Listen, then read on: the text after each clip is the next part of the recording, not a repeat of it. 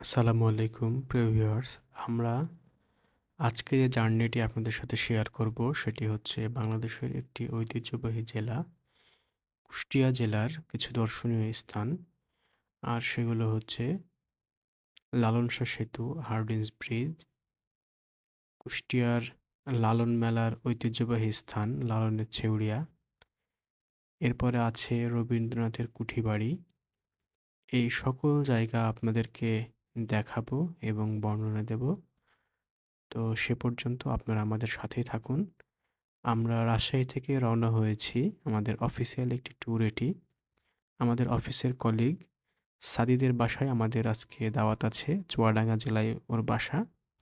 তো আমরা কুষ্টিয়া হয়ে লালন শাহ সেতু, কুষ্টিয়া জেলা থেকে ৩১ কিলোমিটার দূরে হার্ডিঞ্জ ব্রিজের পাশেই পদ্মা নদীর উপর কুষ্টিয়া ও পাবনা জেলাকে সংযোগকারী লালন শাহ সেতু অবস্থিত। কুষ্টিয়ার বিখ্যাত বাউল সাধক লালন ফকির এর নামে লালন শাহ সেতু নামকরণ করা হয়েছে। পাকশী সেতু নামেও সুপরিচিত লালন শাহ সেতু বাংলাদেশের বৃহত্তম সড়ক সেতুগুলোর মধ্যেও অন্যতম।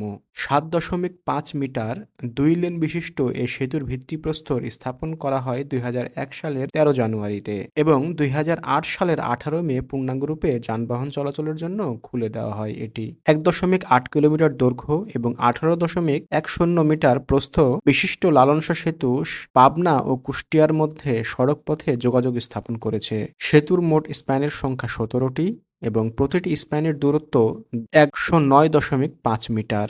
লালন শাহ সেতুর পাশেই অবস্থিত হার্ডিঞ্জ ব্রিজ, যেটি ব্রিটিশ আমলে তৈরি হয়েছিল, সেই ব্রিজটিতে আমরা ফটোশ্যুট করলাম এবং ঘুরে ফিরে কিছুটা এরপর আমরা এখানে নদী থেকে ধরা মাছ দেখলাম এবং বিভিন্ন জায়গা ঘুরে দেখে আমরা এখান থেকে পাশেই অবস্থিত হার্ডিঞ্জ ব্রিজ, যেটি ব্রিটিশ আমলে তৈরি হয়েছিল, সেই ব্রিজটিতে আমরা ফটোশ্যুট করলাম এবং ঘুরে ফিরে কিছুটা সময় কাটালাম।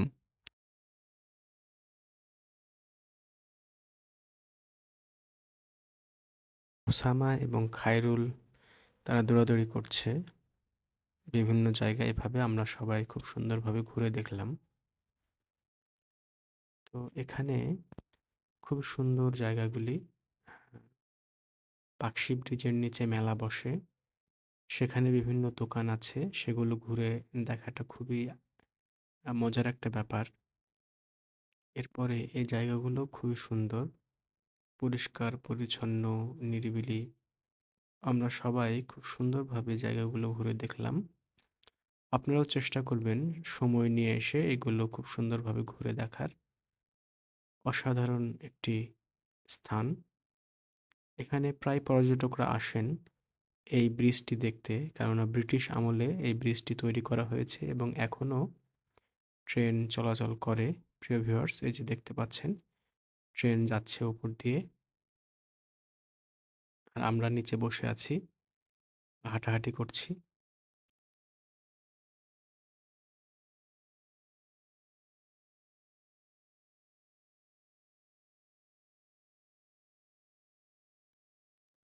এই হচ্ছে হার্ডিঞ্জ ব্রিজ, যেটি ব্রিটিশ আমলে তৈরি হয়েছিল, যেটি এখনও বাংলাদেশে যে স্থাপত্য নিদর্শন সেটি প্রকাশ করে। ব্রিটিশরা যে কাজ বাংলাদেশে করে গেছে সেটি আসলে অনেক টেকসই এবং অনেক ইতিহাস ঐতিহ্য আমাদেরকে জানান দেয়। এখন আমরা যে জায়গাটিতে আছি সেটি হচ্ছে লালন শাহের মাজার। ফকির লালন শাহের মাজার কুষ্টিয়া জেলার কুমারখালী উপজেলায় অবস্থিত। লালন শাহ এই কুমারখালী উপজেলার ছেউড়িয়াতে তিনি তার শিষ্যদের নীতি ও আধ্যাত্মিক শিক্ষা দিতেন। তিনি প্রতি শীতকালে আখড়ায় একটি মহোৎসব আয়োজন করতেন, যেখানে সহস্রাধিক শিষ্য একত্রিত হতেন এবং সেখানে সঙ্গীত ও আলোচনা হতো। লালন শাহের মৃত্যুর পর এই স্থানটিতেই সমাহিত করা হয়। তার মৃত্যুর পর তার সমাধিস্থলেই এক মিলনক্ষেত্র বা আখড়া গড়ে ওঠে। এই সমাধি ঘিরে রয়েছে তার শিষ্যদের সারি সারি কবর। শাহের শিষ্য এবং দেশে বিদেশে অগণিত বাউলকুল সমবেত হয়ে উৎসবে মেতে ওঠে। প্রতি বছর দুইবার লালন মেলা অনুষ্ঠিত হয়, একবার দোল পূর্ণিমা উৎসবের সময় এবং আরেকবার বাংলা কার্তিক মাসের ১ তারিখ লালন আখড়ায় বিশাল লালন মেলা হয়।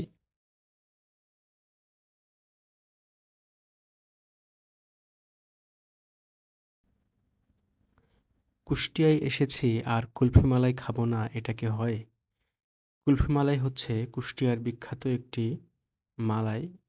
আপনারা যারা কুষ্টিয়ার আসল কুলফি মালাই খেয়েছেন তারা জানেন এর স্বাদ কতটা।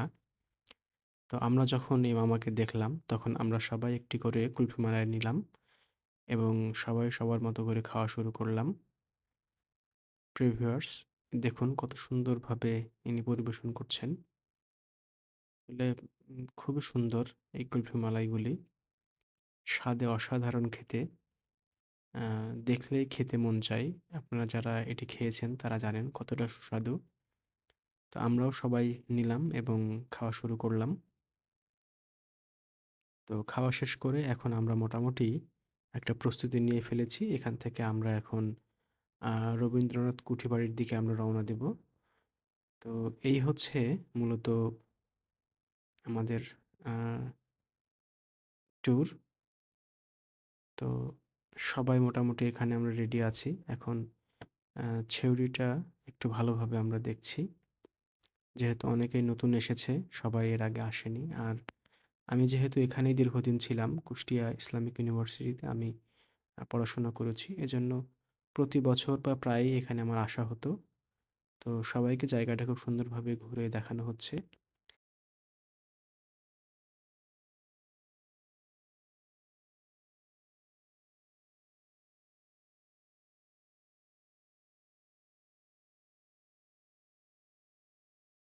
এখন যে জায়গাটি আপনারা দেখছেন এটি হচ্ছে রবীন্দ্র কুঠিবাড়ি। কুষ্টিয়ার শিলাইদহে রবীন্দ্রনাথ ঠাকুরের স্মৃতি বিজড়িত শিলাইদহ কুঠিবাড়ি অবস্থিত, যা রবীন্দ্র কুঠিবাড়ি নামে পরিচিত। কুষ্টিয়া শহর থেকে 15 কিলোমিটার উত্তর-পূর্বে কুমারখালী উপজেলার অন্তর্গত শিলাইদহ ইউনিয়নের খোরশেদপুরে ৩৩ বিঘা জমির মধ্যে ২.৫ বিঘা জমির উপর তিনতলা কুঠিবাড়িটি অবস্থিত। রবীন্দ্রনাথের দাদা প্রিন্স দ্বারকানাথ ঠাকুর ১৮০৭ সালে এই অঞ্চলে জমিদারি পান। পরবর্তীতে ১৮৮৯ সালে রবীন্দ্রনাথ ঠাকুর এখানে জমিদার হয়ে আসেন। এখানে তিনি ১৯০১ সাল পর্যন্ত জমিদারি পরিচালনা করেন। এ সময় এখানে বসেই তিনি রচনা করেন বিখ্যাত গ্রন্থ সোনারতরী, চিত্রা, চৈতালি ইত্যাদি। গীতাঞ্জলি কাব্যের অনুবাদও এখান থেকে শুরু করেন তিনি।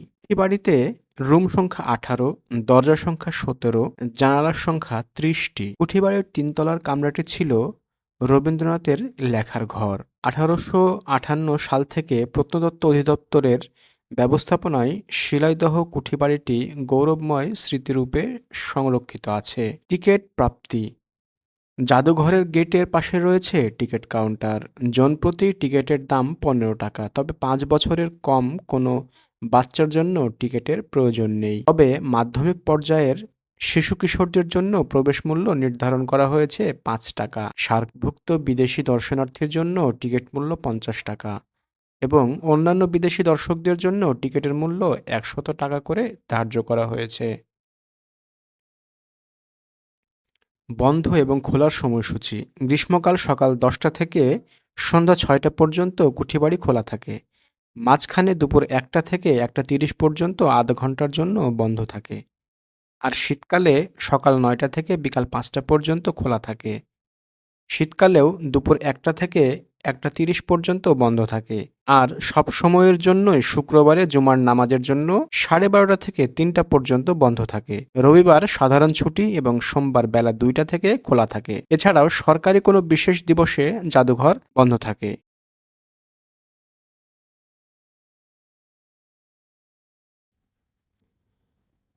সবশেষে আমরা আমাদের কাঙ্ক্ষিত জায়গায় চলে এসেছি। এটি হচ্ছে সাদিদের বাসা। তো সাদিদের বাসায় যখন আমরা প্রবেশ করলাম তখন প্রচুর বৃষ্টি হচ্ছিল। প্রচুর বৃষ্টি শুরু হলো এবং আমাদের বাইক সব ভিজতে শুরু করলো। এবার আমরা হচ্ছে যে ভেতরে গেলাম। ভেতরে যেয়ে সবাই ফ্রেশ হয়ে খাবার-দাবারের এবার পালা। তো প্রিয় ভিউয়ার্স, খাবার-দাবারের এই যে আপনারা দেখুন, আ এত আয়োজন করেছে এটা আসলে আপনাদেরকে বলে শেষ করা যাবে না। অনেক আইটেম, অনেক, অনেক, অনেক আইটেম, যেটা আসলে আমাদের আ সবাই আসলে খেয়ে শেষ করে উঠতে পারেনি। প্রিয় ভিউয়ার্স দেখুন প্রচুর বৃষ্টি হয়েছে। বাইকগুলোর চাকা বৃষ্টিতে প্রায়